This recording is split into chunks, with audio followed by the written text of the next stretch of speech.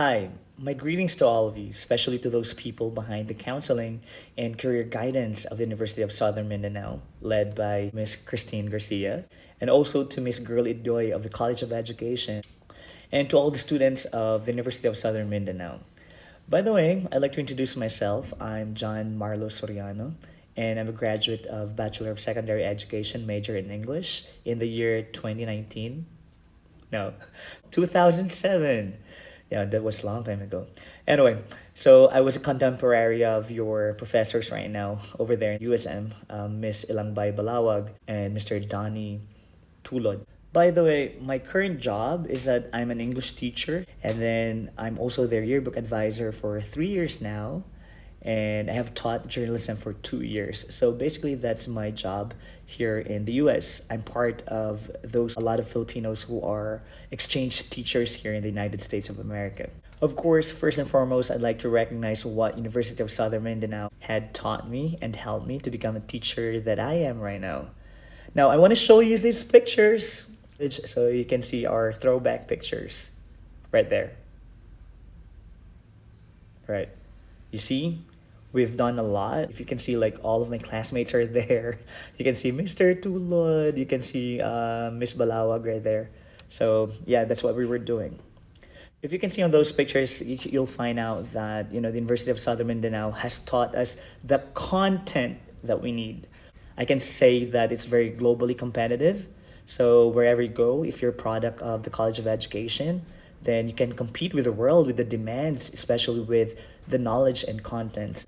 And I strongly believe that because of this instruction that the University of Southern Mindanao provides its students, including me, it helps us a lot in boosting our confidence and in how we handle our classes and how we go to our workplaces. And I think that's a very good contribution. Two more important things that are worth mentioning that USM contributed to me as a student and as an employee in general is that I think it's the value of being resilient and being adaptive to the demands of your work, and it will really test your initiative, your creativity, and your resilience as a teacher.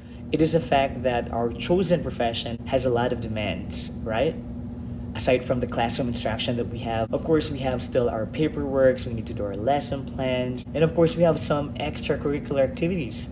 So I want you to maintain that, that time management. It's hard to say that you have to go beyond your time, but still, you have to, find a time to really do your work. And you know what? With the rise of technology that we have right now, of course, for you to be globally competitive, you have to learn a lot of digital and online teaching and learning process. And by saying that, I think what the university should focus on for its teachers right now, I think we need to work on with the technological demands of time. I really suggest that we have to have that, new ways of learning in terms of online education. And other than that, I think the University of Southern Mindanao has been teaching really well in terms of the, instruction and content. Well, personally, I have experience when I was in, I've taught in University Laboratory School.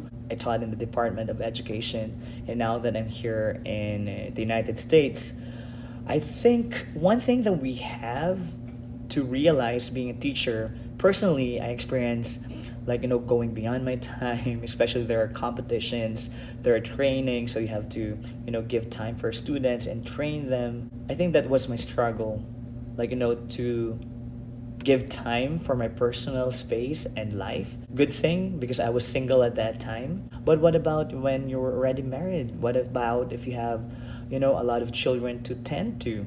So, it goes beyond. There's a thin line of your personal life and your professional life. And I don't want you to forget that. Now that I'm here in the US, I think I was struggling with behavioral problems, and because with the difference of culture that we have, what I realized, it's something that we have to work on with our classroom procedures. As a matter of fact, I have to go back to the basic. I have to go back to the how to turn in paper, how to submit this one, so that you will have like a procedures in your class.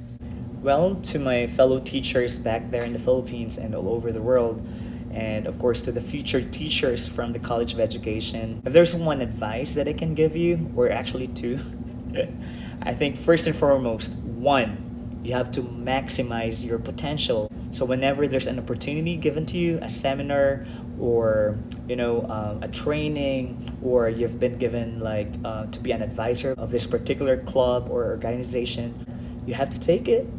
Take the challenge so that you'll be able to maximize your talent. And lastly, I think this is very basic, but I think sometimes we forget about this. And it's all about classroom management.